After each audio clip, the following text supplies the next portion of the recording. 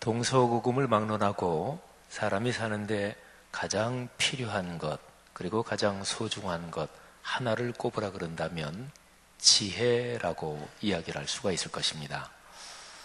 진리 이렇게도 이야기할 수 있겠죠. 그런데 어느 종교나 어느 사상을 막론하고 진리 이거하고 일맥상통하는 게 지혜지요. 진리하면 우리 부족하고 또 한계가 있는 사람으로서는 너무나 높아 보이죠. 그런데 지혜 이러면 좀 더 친근해 보이죠. 생활의 지혜, 삶의 지혜 이런 얘기도 쓰니까요. 지혜랑 반대되는 단어가 어리석다 하는 거죠. 가장 어리석은 사람, 어떤 사람이 가장 어리석을까요? 현재 내가 누리고 있는 어떤 좋은 것, 이것이 영원히 지속될 것이다 이렇게 생각하는 사람은 참 어리석은 사람입니다. 권력, 권한, 권력이라는 게 어떤 부정적인 의미가 아니라 내가 결정할 수 있는 어떤 결정권, 영향력 이렇게도 표현할 수 있겠죠. 그러니까 권력, 어떤 권한, 내 직책, 직위 또는 내가 소유하고 있는 것, 그 어떤 것이라도 다른 사람보다 내가 더 빼어나고 뛰어나고 더 탁월한 그 어떤 것, 이것이 영원히 지속될 것이다 이렇게 생각하면 어리석은 거죠. 현재 내가 가진 그 어떤 것이 영원히 지속될 것이다 이거를 너무너무 당연히 생각한 나머지 이게 끝날 거를 의식조차 하지 않는다. 그러면 그 사람은 어리석다 거기에 붙여가지고 참 불행한 사람이다 이렇게 얘기할 수가 있습니다. 결국은 끝날 텐데 근데 한꺼번에 자신이 가지고 있던 것이 자기의 손에서 빠져나갈 때 그때의 그 충격이 얼마나 크겠습니까? 인류 역사의 모든 스승들이 가르치는 공통적인 사항이 있습니다. 그거는 삶은 영원하지 않다 하는 것입니다. 모든 것은 시간과 공간 속에 존재하면서 결국엔 끝날 때가 있다 하는 거지요. 가장 간단한 명제를 얘기하면 사람은 세상에 나서 그리고 죽습니다. 사람의 사는 문제는 어떻게 하면 잘 사느냐, 누구나가 다 잘 살았으면 좋겠다. 다 공통적이잖아요. 근데 조금 더 지혜 있는 사람들이 얘기를 하는 것처럼 삶은 잘 사는 문제, 웰빙의 문제지만 그러나 또 한편으로 삶은 어떻게 삶을 잘 마감하느냐, 그러니까 웰다잉의 문제이기도 합니다. 성경은 늘 우리에게 끝날 때를 생각하라고 가르치고 있습니다. 성경 말씀에서 인생이 끝날 때가 있다. 맨 마지막 종말을 생각해라. 이 얘기는 무수하게 많아요. 그런데 거기에서 가장 유명한 구절 한번 두 군데를 여러분들에게 말씀을 드리려고 합니다. 구약 성경에서 전도서, 이거는 참 멋진 책입니다. 전도서의 이 내용은 우리 동양사성으로 말하면 노자의 도덕경하고 아주 무드가 비슷하기도 해요. 그래서 인생의 근본 문제, 인생의 본질적인 문제, 그런 거를 다시 한번 생각하게 하는데 전도서는 맨 마지막 장 결론 부분에서 사람이 꼭 기억할 게 있다. 그거는 내 생애가 끝날 때가 있다는 것을 기억해야 하는 거다. 이 얘기를 맨 마지막으로 합니다. 전도서 12장이 마지막 장이거든요. 거기에 1절, 2절 그리고 건너뛰어서 제가 7절을 읽는데 여기에 나오는 여러 가지 아주 문학적으로 대단히 아름다운 비유적인 표현인데요. 이 비유적인 표현은 표현이 다른 걸로 반복이 되지만 사실은 속뜻은 똑같아요. 너는 죽는다. 인생은 언젠간 끝난다. 그리고 인생을 결산할 때가 있다. 그 얘기가 사실은 여러 가지 방식으로 반복이 되는 거거든요. 12장 1절에 보면 너는 청년의 때에 너의 창조주를 기억하라. 여기서 청년의 때는 실제로 나이가 젊은 청년 이거를 뜻하기도 하지만 아직까지 살아있을 때 이런 의미로 담고 있습니다. 제가 한번 쭉 읽어볼게요. 너는 청년의 때에 너의 창조주를 기억하라. 곧 곤고한 날이 이르기 전에, 나는 아무 낙이 없다고 할 해들이 가깝기 전에, 해와 빛과 달과 별들이 어둡기 전에, 비 뒤에 구름이 다시 일어나기 전에 그리하라. 흙은 여전히 땅으로 돌아가고 영은 그것을 주신 하나님께로 돌아가기 전에 기억하라. 참 멋진 얘기죠. 사람은 세상에 살다가 결국은 떠난다 하는 것이죠. 또 한 구절은 신약 성경의 히브리서 9장 27절 말씀인데요. 근데 이 말씀은 우리가 다른 사람들에게 기독교를 설명할 때, 예수 그리스도의 복음을 설명할 때 많이 쓰이는 구절입니다. 한 번 죽는 것은 사람에게 정해진 것이요 그 후에는 심판이 있으리니. 누구나 다 죽죠. 근데 그걸로 끝이 아니라는 거죠.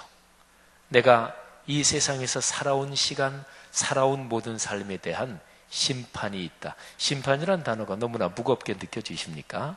그렇다면 일반적인 단어로 결산이라는 단어를 써도 좋습니다. 사람은 누구나 이 세상에 와서 쭉 살아가다가 자기 인생을 마감한 뒤에는 자기를 세상에 내신 창조주 하나님 앞에서 결산을 하게 될 것입니다. 여러분, 제가 지금 설교 초반부터 말씀드린 이 주제, 다 알고 있는 거죠. 근데 이 주제를 중간 결론을 내리면 이렇게 당연한 일이지만 얘기할 수 있습니다. 이 세상에 영원히 사는 사람은 아무도 없습니다. 누구나 왔다가 한 번은 다 갑니다.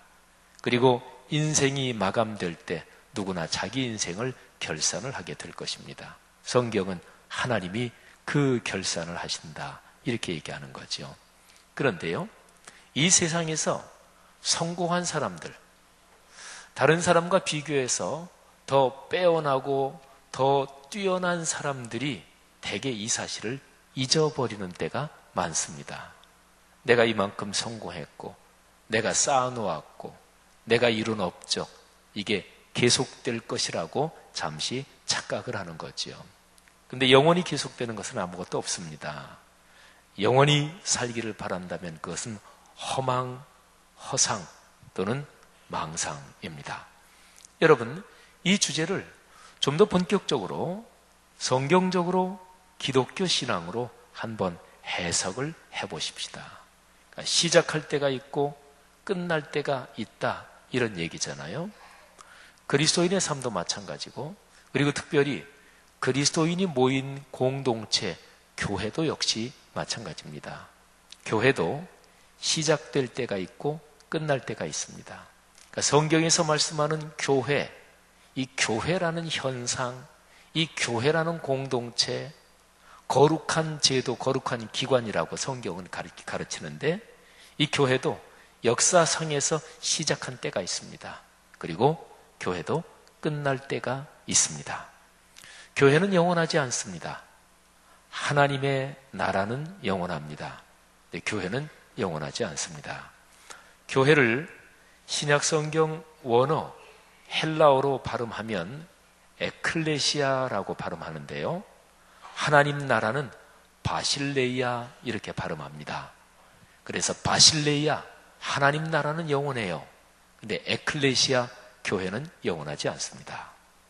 교회를 말할 때 천상의 교회, 이런 표현도 써요. 근데 그럴 때는 저 영원한 나라, 하나님의 영원한 나라, 거기에 있는 그 성도들의 공동체를 천상의 교회라고 그래요. 그럴 때는 그 천상의 교회는 영원하죠. 하지만 그런 교회 말고 여러분과 제가 지금 예배 드리는 우리 사람이 신체를 가지고 사는 이 세상에서 모인 이 교회 공동체는 결코 영원하지 않습니다. 교회가 시작한 때는 사도행전 2장에 오순절에 성령이 임하심으로써 교회는 역사적인 현상으로 시작됩니다. 그리고 그 교회가 출생한 때가 이제 그때라고 보면 되는데, 그러니까 2000년 전이죠. 근데 보통 사람이 출생하기 전에 어머니 태중에 아가가 있잖아요. 그래서 교회가 출생하기 전에 모태에 있는 기간, 이거는 예수께서 이 땅에서 3년 동안 공적인 사역을 하신 그때가 교회가 모태에 있는 기간이요. 그리고 예수님께서 십자가에 달려 돌아가시고 다시 사시고 하늘로 오르신 다음에 성령이 오시면서 교회가 탄생했다, 이렇게 볼 수 있죠. 교회가 시작한 거죠. 교회는 언제 끝나나요? 네, 이 존재하는 세상의 모든 역사가 다 마감되고 그리고 영원한 하나님의 나라가 도래할 때, 그때 이제 교회가 끝나는 거지요. 여러분, 제가 오늘 설교 본문으로 선택한 사도행전 1장에 바로 교회가 시작한 때가 있고 끝나는 때가 있다, 이런 데 대한 내용이 이 성경 본문에 들어 있습니다. 사도행전 1장 아주 중요한 본문이에요. 그러니까 교회하고 연관해서 얘기하면, 제가 아까 교회가 모태에 있는 기간을 얘기했죠. 예수께서 이 땅에서 공적으로 활동하신 예수의 생애, 이게 이제 교회의 모태 기간이에요. 신약 성경으로 보면 사복음서가 예수 그리스도의 생애를 기록하고 있습니다. 마태복음, 마가복음, 누가복음, 요한복음. 요 사복음서의 그 뒤에 속편이 사도행전입니다. 그러니까 사복음서는 교회를 중심으로 말하면 교회가 모태에 있었던 기간을 기록한 문서가, 그 말씀이 사복음서고, 그리고 이어지는 사도행전은 1장에서 교회가 출생한 것을 얘기하고 그리고 가장 최초의 기독교 교회의 역사를 기록한 것이 사도행전입니다. 그러면 1장은 굉장히 중요하죠. 연결고리와도 같습니다. 교회의 모태기간, 그리고 바로 출생하게 되는 그 사이를 잇는 연결고리가 사도행전 1장의 내용입니다. 아주 중요하죠. 우리 문이 작동하려면 돌적이, 경첩이 있어야 되는 것처럼 바로 그런 역할을 사도행전 1장이 합니다. 근데 이제 사도행전 1장에는 교회가 도대체 어떤 존재고 교회가 있는 그 시간이 어떤 시간인지 거기에 대한 내용이 기록이 되어 있습니다. 사도행전 1장에서 우리가 잘 아는 굉장히 중요한 말씀, 사도행전 1장 8절 한번 머리에 떠올리시기를 바랍니다. 오직 성령이 너희에게 임하시면, 우리 다 같이 한번 해볼까요? 오직 성령이 너희에게 임하시면 너희가 권능을 받고 예루살렘과 온 유대와 사마리아와 땅끝까지 이르러 내 증인이 되리라 하시니라. 아멘. 이거를 할 때 최소한도 립싱크라도 해야 그리스도인입니다. 아니면 반박자 늦게 센스 있게 따라라도 하셔요. 네, 우리 예수 믿는 사람이 성경 66권 전체에서 가장 잘 알고 있는 구절, 또 기독교를 대표하는 구절, 그러면 요한복음 3장 16절이에요. 하나님이 세상을 이처럼 사랑하사 독생자를 주셨으니 하는 구절이죠. 근데 그 구절 다음으로 아마도 그리스도인들에게 가장 많이 알려져 있고 또 성경 전체의 내용 흐름으로 봐서 아주 중요한 구절, 그러면 사도행전 1장 8절이라고 이야기를 할 수 있습니다. 자, 사도행전 1장 8절은 예수 그리스도 주님께서 교회에 주신 절대 명령입니다. 사도행전 1장 8절에 이런저런 내용들을 여러 가지 각도에서 해석은 가능해요. 그런데 우리 그리스도인이란 존재가, 또 교회란 존재가 세상에 살면서 하나님이 주신 기회를 따라 예수 그리스도를 증언하면서 복음의 증인으로 산다, 예수 그리스도를 전한다, 이거를 거부하면 그건 교회가 아닙니다. 이 일에 관심이 없다, 전혀 무관하다, 그러면 아예 그리스도인이 아닐 수 있습니다. 그러니까 사도행전 1장 8절은 하나님이 교회에 주신 절대 명령입니다. 여러분, 하나님이 교회에 주신, 그리스도인에게 주신 명령하면은 아마 금방 떠오르는 구절이 하나 또 있을 거예요. 영어 표현으로 The Great Commission이라고 보통 얘기하는, 그러니까 위대한 사명이라고 그렇게 얘기하는 구절인데, 마태복음 28장 맨 마지막 부분에 나와요. 그러므로 너희는 가서 모든 민족을 제자로 삼아 아버지와 아들과 성령의 이름으로 세례를 베풀고 내가 너희에게 분부한 모든 것을 가르쳐 지키게 하라. 그런데 마태복음 28장 19절 20절에 나오는 이 내용은요, 표현이 다를 뿐이지 사도행전 1장 8절하고 같은 얘기입니다. 똑같은 상황에서 주님께서 말씀하신 거예요. 마태복음은 마태라는 제자가 기록을 했죠. 사도행전은 누가라는 분이 기록을 했어요. 그러니까 기록한 사람이 표현은 조금 다르게 했지만 사실은 예수님이 부활하시고서 하늘로 오르시기 전에 그 마지막 순간에 주님께서 주신 절대 명령, 그게 이제 마태복음에서는 그렇게 표현했고 사도행전에서는 이렇게 표현했으니까 사실은 같은 말씀이지요. 성도 여러분들이요, 어떤 교회가 건강한 교회일까요? 또 어떤 교회가 저는 진짜로 교회다운 교회야, 어떤 교회가 그래요? 우리가 신앙인으로 살아갑니다마는 그리스도인이 그리스도인답다, 그러면 어떤 것을 기준으로 평가해야 될까요? 제가 지금 말씀드리는 주님의 절대 명령, 여기에 따라서 사실은 평가해야 합니다. 예수 그리스도를 닮아 예수 그리스도의 복음을 증언하면서 사는 것, 여기에 그리스도인다움과 교회다움이 걸려 있습니다. 어떤 분이 저분이 신앙이 참 좋아, 진짜 존경받는 그리스도인이야. 그거는 그 사람이 예수 그리스도를 얼마나 닮느냐, 그분의 인품과 성품과 또 그분이 맡기신 그 명령을 삶에서 얼마나 중심 자리에 놓고 그걸 끌어안고 사느냐, 여기에 걸려 있는 거죠.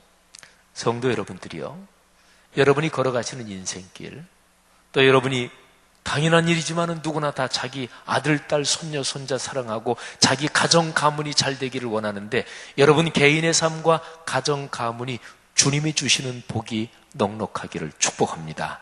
그런데 질문이 하나 있어요. 주님께서 어떤 그리스도인에게, 어떤 가정 가문에게 하나님이 복을 주실까요? 어떤 가정 가문에 하나님께서 하늘문을 여시고 이 세상 삶에 필요한 것을 채워주실까요? 그건 너무나 당연합니다. 하나님께서 가장 중요하게 명령하신 일, 하나님의 절대 명령, 그거를 끌어안고 사는 그 사람, 그리고 그 사람의 가정과 가문을 하나님께서 축복하실 것입니다. 어느 교회가 하나님이 사랑하시는 교회, 그래서 지역사회 또는 역사 속에서 하나님의 뜻을 잘 전하면서 사람들에게 유익을 주는 참 좋은 교회일까요? 역시 마찬가지입니다. 하나님께서 여러분의 가정 가문이 하나님이 주신 이 절대 명령을 꼭 붙잡고 사는 그런 복이 있기를 축원합니다. 자, 그런데 중요한 일이 있습니다. 하나님께서 주신 절대 명령, 이 일을 하면서 사는 게 그리스도인이고 또 그런 공동체가 교회인데, 이 일을 해야 되는 시간이 무한정 있지 않습니다. 언젠가는 끝납니다. 결산할 때가 있습니다. 그거는 둘 중에 하나예요. 여기 계신 여러분들이나 저나 인생 살다가 언젠가는 세상을 떠날 거 아니겠어요? 내 인생의 생명이 끝나면 그때 우리는 내 인생을 결산하게 될 것입니다. 성경이 가르치는 바에 따르면 주님 앞에서 내가 살아온 삶을 결산하게 되는 거죠. 오늘 사도행전 1장 그 본문에 보면 바로 그런 우리가 걸어가는 시간이 한계 안에 있다, 끝날 때가 있다, 그런 얘기가 여기에 기록이 되어 있습니다. 한번 제가 사도행전 1장 오늘 본문 말씀을 한번 읽어보겠는데 9절부터 11절을 잘 한번 다시 들어보십시오. 이 말씀을 마치시고 그들이 보는데 올려져 가시니, 이 말씀은 사도행전 1장 8절을 뜻하는 거예요. 절대 명령을 딱 주시고 그리고 이제 올려져 가시는데, 구름이 그를 가리어 보이지 않게 하더라. 올라가실 때 제자들이 자세히 하늘을 쳐다보고 있는데 흰 옷 입은 두 사람이 그들 곁에 서서, 천사들이죠, 이르되 갈릴리 사람들아 어찌하여 서서 하늘을 쳐다보느냐, 너희 가운데서 하늘로 올려지신 이 예수는 하늘로 가심을 본 그대로 오시리라 하였느니라. 아멘.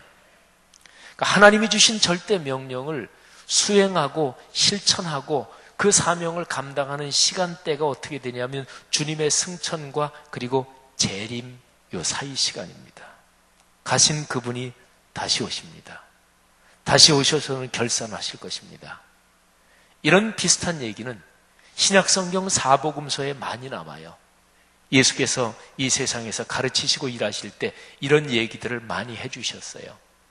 가장 대표적인 얘기 하나만 얘기하면 마태복음 25장에 그것도 예수님이 비유로 이야기로 말씀해 주신 건데 어떤 주인이 있었다. 근데 주인이 먼 나라로 여행을 떠나게 됐습니다. 언제 돌아올지는 모르지만 먼 나라로 여행을 떠나면서 주인이 종들을 다 불렀어요. 한 종에게는 5달란트를 맡겼고 또 한 사람에게는 2달란트를 맡겼고 또 다른 한 사람에게는 1달란트를 맡겼습니다. 어떤 다른 복음서에 보면 다 그냥 1달란트씩 맡겼다. 뭐 이렇게 기록된 것도 있어요. 여기에 달란트, 이 금액이 중요하지 않고 몇 개냐 이게 중요하지 않습니다. 주인이 떠날 때 그 종들에게 일정한 일을 맡겼다. 사명을 맡겼다. 이게 중요하고요. 그리고 떠난 주인이 다시 와서 결산한다. 이 사실이 중요합니다. 마태복음 25장 13절부터 19절인데 제가 한번 읽어볼 테니까 들어보세요. 그런즉 깨어 있으라. 너희는 그날과 그때를 알지 못하느니라. 또 어떤 사람이 타국에 갈 때 그 종들을 불러 자기 소유를 맡김과 같으니 각각 그 재능대로 한 사람에게는 금 5달란트를, 한 사람에게는 2달란트를, 한 사람에게는 1달란트를 주고 떠났더니 그 뒤에 이어지는 내용은 많이 익숙하시죠? 5달란트 맡은 종은 열심히 일해서 또 5달란트를 남기고 2달란트 받은 종은 또 2달란트를 남기고 근데 하나 받은 종은 열심히 일하지 않았어요. 그냥 땅을 파고 감추어 두었습니다. 근데 맨 마지막 19절은 이렇게 기록하고 있습니다. 오랜 후에 그 종들의 주인이 돌아와 그들과 결산할 때. 여기 결산이라는 단어가 나오죠. 제가 지금 읽어드린 마태복음 25장 13절부터 19절에서 13절 그리고 건너뛰어서 19절만 읽으면 이렇게 됩니다. 그런즉 깨어있으라. 너희는 그날과 그때를 알지 못하느니라. 오랜 후에 그 종들의 주인이 돌아와 그들과 결산할 때. 사랑하신 여러분, 우리 여기 있는 분들 누구나 다 우리가 세상을 떠날 때를 알지 못합니다. 결산의 시기는 몰라요. 어떤 중한 병에 걸려서 의사 선생님이 한 6개월 정도 사실 것 같습니다. 뭐 이렇게 의료적인 예측도 합니다만은 그러나 그런 예측이 정확하게 맞는 건 아니죠. 우리가 세상을 살면서 언제 하나님이 우리 인생을 부르실지 우리는 아무도 알지 못하는데 그때에 결산을 하게 된다. 그런 거죠. 그래서 여기에 마태복음 25장 13절에 기록된 말씀, 그러므로 깨어 있어라. 여러분, 학생 때 공부할 때 중간시험, 기말시험, 특별히 졸업시험은 최종시험입니다. 그러니까 결산할 때가 있다. 그리고 마감할 때가 있다. 평가받을 때가 있다. 이게 사람을 긴장하게 만드는 거잖아요. 우리 그리스도인과 교회가 살아가는 시공간이 바로 그렇다는 거죠. 그래서 지혜로운 사람은 최종 결산을 하기 전에 중간 점검을 합니다. 중간 결산을 하는 거죠. 왜 중간 결산을 하나요? 그거는 최종 결산, 마지막 평가를 잘 받기 위해서 그런 거죠. 그렇기 때문에 살아가면서 가끔은 중간 결산을 해야 돼요. 그 중간 결산을 한다는 의미가 바로 깨어 있는다, 이런 얘기죠. 사랑하는 성도들이요, 제가 설교 초반에 말씀드린 지혜라는 단어를 다시 한번 생각해 보십시오. 하나님께서 우리에게 주신 삶의 시간 걸어가고 있는데 가끔은 중간 결산을 하십니까? 여러분이 맡으신 그 직분, 여러분의 위치가 무엇입니까? 되게 명함을 우리 사람들이 만나면 건네잖아요. 명함에 딱 써있는 그게 자기한테는 제일 중요한 공적인 직무죠. 그죠? 저 같은 경우는 제일 중요한 게 말씀삼 공동체 성락성결교회 담임 목사. 딱 하나만 소개하란다면 이게 제가 걸어가는 인생길에서 제일 중요한 공적인 직무입니다. 근데 어디에 글 쓸 때라든지 어디에 좀 더 다른 뭘 할 때 소개 한 몇 가지를 써주세요. 그러면 한 서너 가지 쓸 수도 있고 더 자세하게 쓸 수도 있죠. 여러분은 어떠십니까? 명함에다가 여러분의 공적으로 맡은 일을 쓸 때 제일 중요한 게 무엇입니까? 한 두세 가지, 서너 가지를 쓴다면 또 무엇입니까? 그런데 그 직무들을 잘 감당하고 계십니까? 중간 결산 가끔 하세요. 저로서는 내가 이 교회 담임 목사로서 내가 잘 걸어가고 있는지, 내가 나중에 은퇴할 때, 공적으로 제도적으로 은퇴할 때 그때 내가 목회를 어떻게 해왔는지 하나님이 나를 평가하실 거 아니겠어요? 그죠? 중간 결산을 해야죠. 여러분은 어떠십니까? 명함에 쓰는 것도 있지만 아주 중요한 게 명함에 쓰지 않는 것도 있어요. 그건 우리 남자들 어떤 가정의 가장, 이거는 명함에 안 쓰죠. 그죠? 근데 중요하죠. 가정주부. 명함에 누구누구의 아내, 누구누구의 엄마, 이런 건 안 쓰는데 그건 무지무지하게 중요하잖아요. 그런 것들을 잘 감당하고 계십니까? 중간 결산 어느 정도 해봤는데 어떻게 성적이 괜찮으십니까? 흔히 이제 우리말로 자식농사 이런 얘기 하잖아요. 다 마찬가지 얘기입니다. 성도 여러분, 그래서 성경의 기억대로, 성경의 기록대로, 또 권면대로 깨어 있어야 합니다. 우리가 걸어가는 인생길에서 각자가 맡은 일이 다르지만 그런데 우리 모두의 목적은 똑같습니다. 목표는 똑같아요. 결산할 때 큰 상을 받도록. 내 인생 마감할 때 하나님 참 감사했습니다. 제가 걸어온 길 하나님의 은혜였습니다. 어떤 직책, 어떤 직분 또는 어떤 일이든지 간에 그 일을 마감할 때 이렇게 고백하면서 마감할 수 있는 그 사람이야말로 행복한 사람 아니겠습니까? 끝날 때의 후회, 회한이 그냥 홍수처럼 나를 덮고, 그리고 후회 막급이요. 내가 왜 이렇게 살았나? 이렇게 인생을 끝낼 수는 없잖아요. 그렇게 결산할 수는 없잖아요. 그러므로 깨어 있어야 되는 거죠. 사랑하는 성도 여러분들이요, 다시 한번 우리의 머리에 기억합시다. 시작할 때가 있으면 끝나는 때가 있습니다. 누구나 다 마찬가지입니다. 하나님께서 여러분에게 종종 중간 결산의 지혜를 주시고 깨어있는 지혜를 주시기를 축복합니다. 그리고 인생길을 다 걸어 결산하는 제일 큰 결산, 그거를 중심으로 해서 이런저런 일에 중간 결산들을 다시 한번 점검하시고 여러분이 하는 모든 일에 열매가 넉넉하기를 주의 이름으로 축복합니다. 기도하겠습니다.